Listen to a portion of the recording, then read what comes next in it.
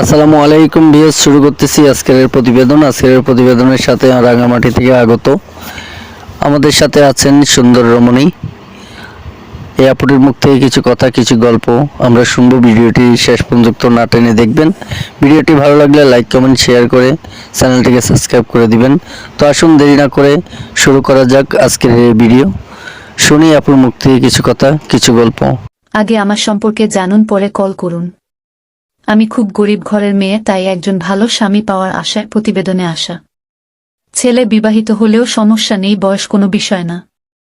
বয়স কোনো বিষয় না, যে কোনো বয়সের মানুষ হলেই চলবে, কিন্তু ভালো মনের মানুষ হতে হবে।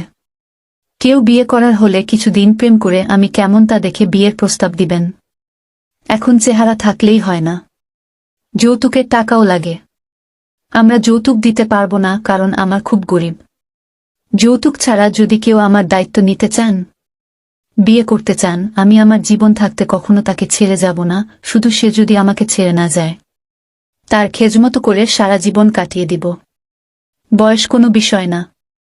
যদি ভালো মনের একজন মানুষ পাই, যে আমাকে ভালোবাসবে, আমার দায়িত্ব নিবে, সে যে কোন বয়সের মানুষই হোক না কেন, আমি বিয়ে করতে রাজি। আমার সাথে সম্পর্ক করতে চাইলে আমার নাম্বারে কল করে যোগাযোগ করুন। ভিডিওতে আমার নাম্বার দেওয়া আছে। আমার নাম ফারজানা। ভিডিও শুনতে পারলেন এই আপুটির মুখ থেকে কিছু কথা, কিছু গল্প। ভালো লাগলে স্ক্রিনে দেওয়া নাম্বারে ফোন করে যোগাযোগ করবেন।